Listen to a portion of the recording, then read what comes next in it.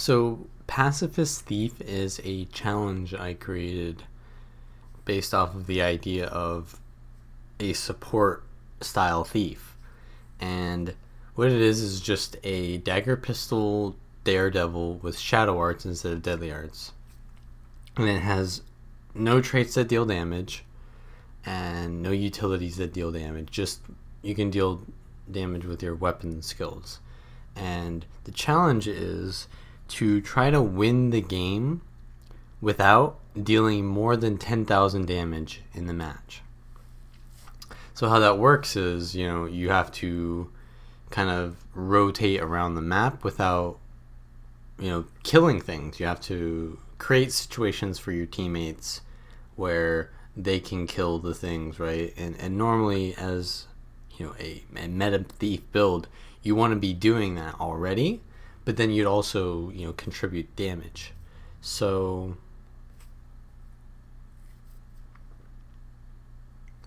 yeah, so Pacifist Thief is kind of like an exaggeration of the rotational role of Thief.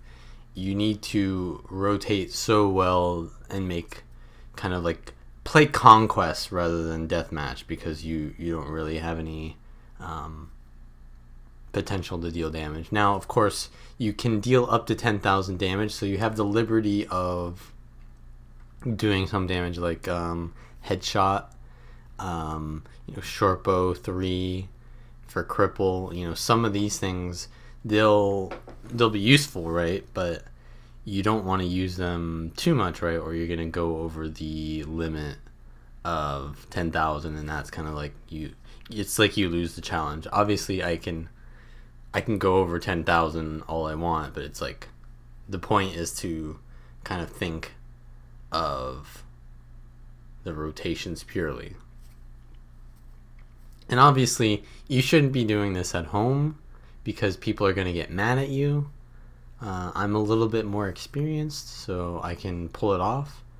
But yeah, so the build is kind of like just shadow arts with shadow refuge, and I have the deceptions trait instead of the Condi cleanse one. And yeah, so I have annulment sigil on my dagger pistol set, so I can swap to that and then do a headshot, and that'll do maybe like 500-ish damage if it crits. So I want to be careful not to do that too much, but like I can make a play where I remove stability and headshot and interrupt people so that they don't get off a stomp or something.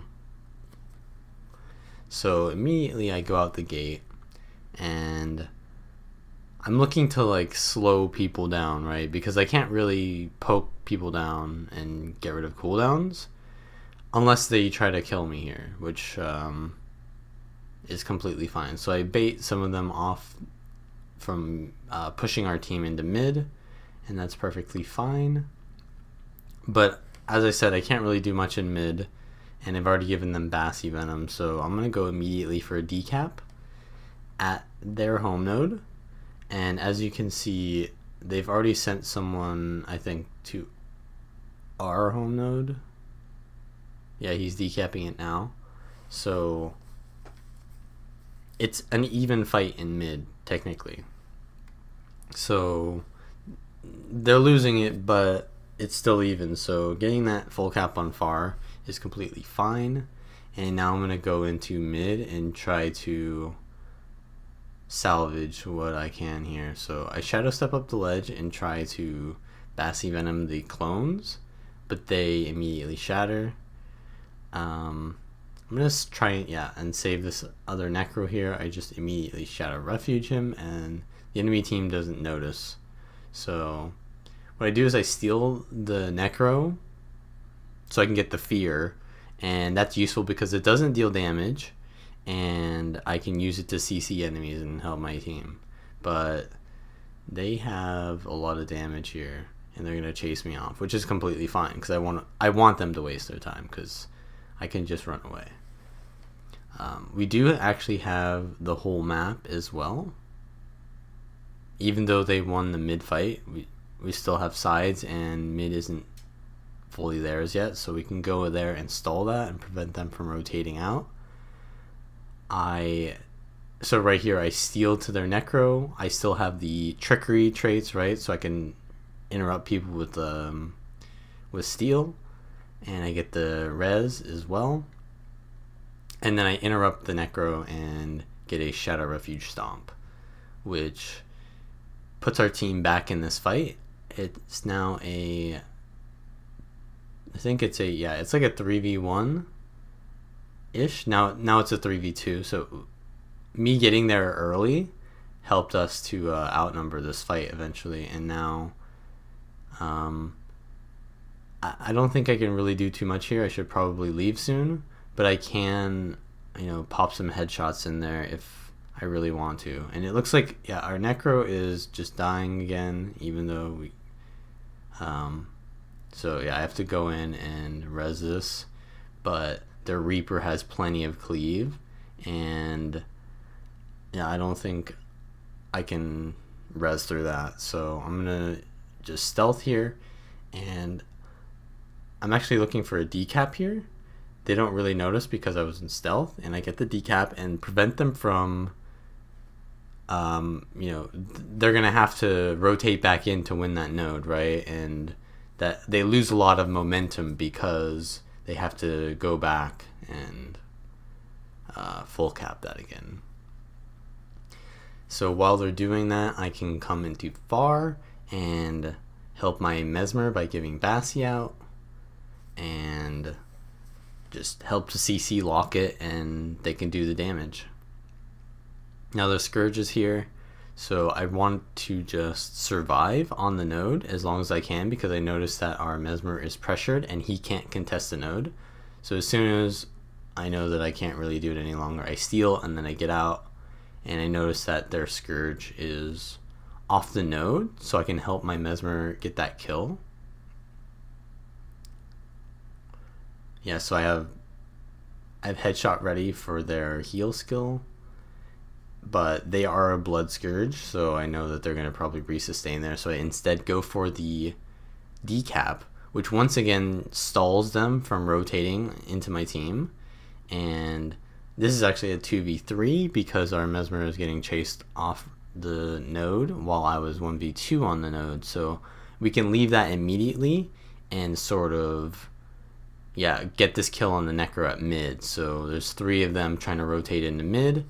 I cast Bassi Venom on my warrior, and then after they land the Bassi, I wait till it ends, and then I use my own, so I like chain CC their necro. But I do get randomly dazed or something, and I don't get the stomp here, so I immediately died to, I think it was the Scourge Elite skill. As I said, I don't have the Condi Cleanse trait. I have the Deceptions trait, and it's kind of like, well, I could be tankier with the Condi Cleanse trait while in stealth and Shadow Arts, but the survivability that I would gain from that is kind of like not, it's useful, but my build is sort of like kind of not useful already. So I don't want to survive. I want to have more effectiveness for my team. I want to have lower cooldown on the Deceptions trait, which allows me to make more plays for my team. And if I can't survive in these situations, then, I wouldn't be useful enough anyways. So I come into home and I start to res, and Shadow Refuge is enough to get the res because it's just too much. They can't outcleave a Shadow Refuge because it reduces the damage taken. But I can't really stay here because the necro needs to do all of the damage to the warrior itself, right? Because I can't contribute that much damage. So I need to leave here most likely, especially because our necro doesn't deal that much damage. So I can't really trust them to deal damage when I help them with CC. So I'm just gonna leave after getting that res. They're gonna die again, I think, maybe. Or no, that was the necro at far that died. But yeah, so I'm gonna +1 this necro on mid again, and I steal to them to remove that stability, and I think we're getting, yeah, because the Necro died at far, we're getting pushed into at mid, so it's going to be a 2v3. Our warrior kites off the node very intelligently, and I'm just trying to stall as long as I can so that we can prevent them from rotating again. And as you can see there, the Necro went back to the node while I Shadow Refuge, and what that means is he knows I'm in stealth and he knows that I can decap, and what I do is I stick around looking for the decap, but in reality I made the low IQ play in staying, because what the enemy Necro knows is if he's in combat, it means I'm still around. So if I had disengaged far enough to get out of combat and then came back in for the decap, it would have been a much better juke, right? But I think I didn't go out of combat there, so he kind of knows that I'm there if he's in combat.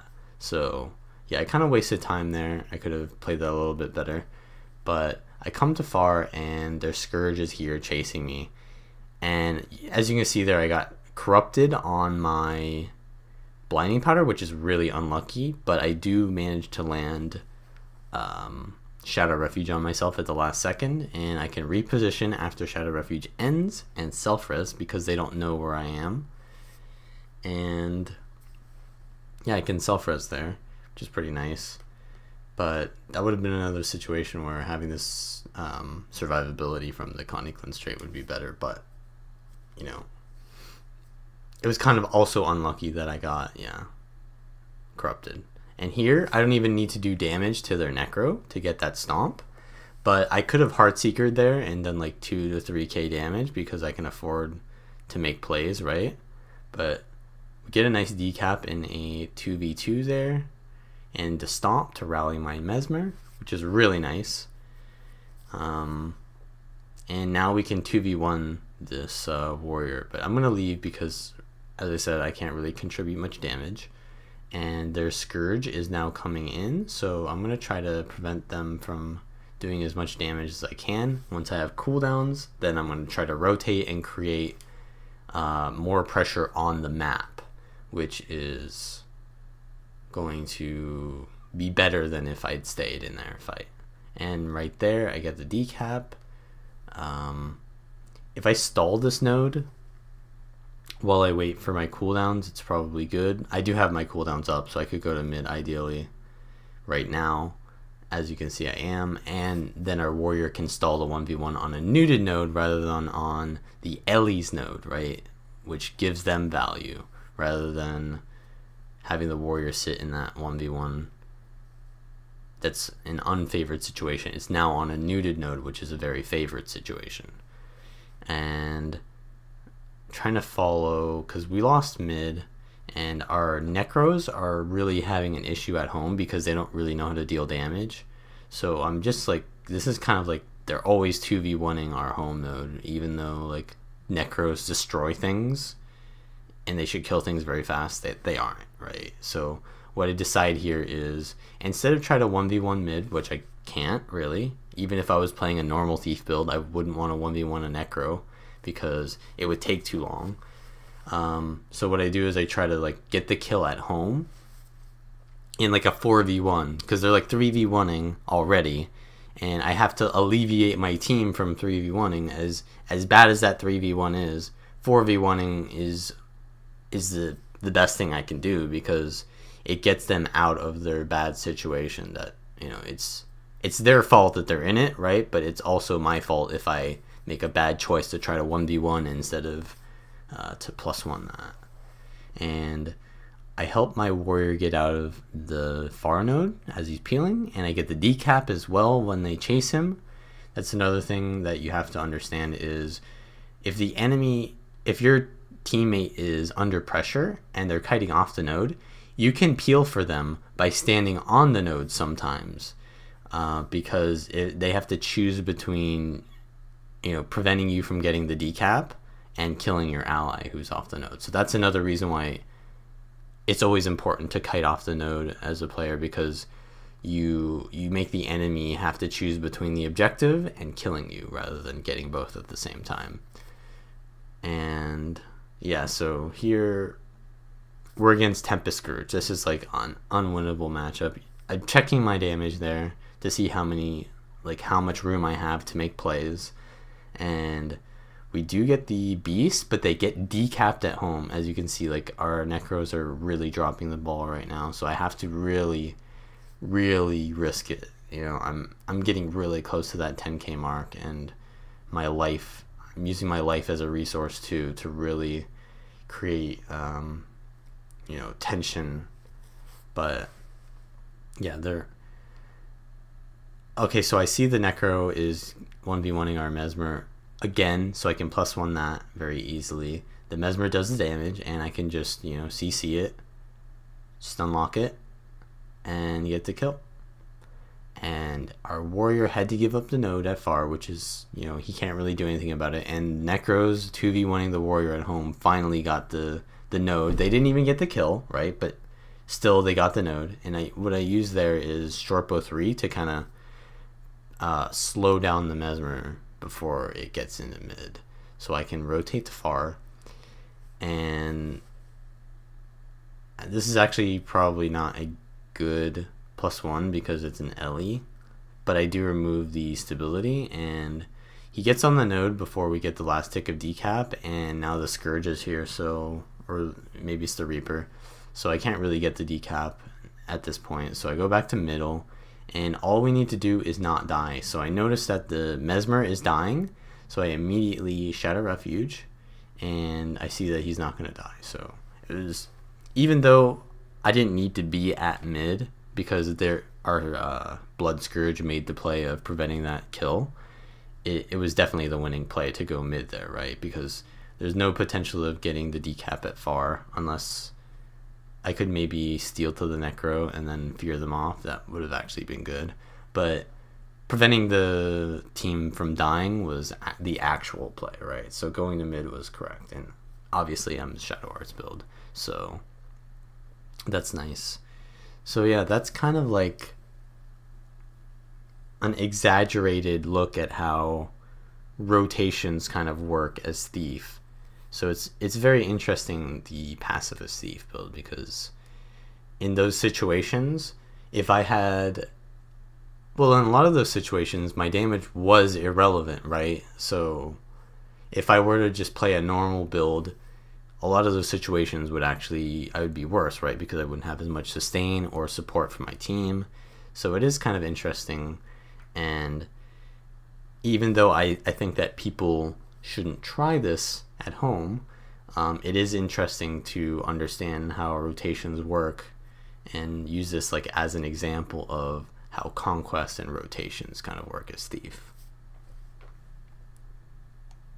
And as you could see there, I had 0.5% of my team's damage. So I had like 9.5k damage. So I actually was below the threshold of being a pacifist, in my opinion, and I succeeded at being a pacifist while winning. So, you know, it was a pretty close match. So I had to get pretty risky with the damage there at the end to make plays.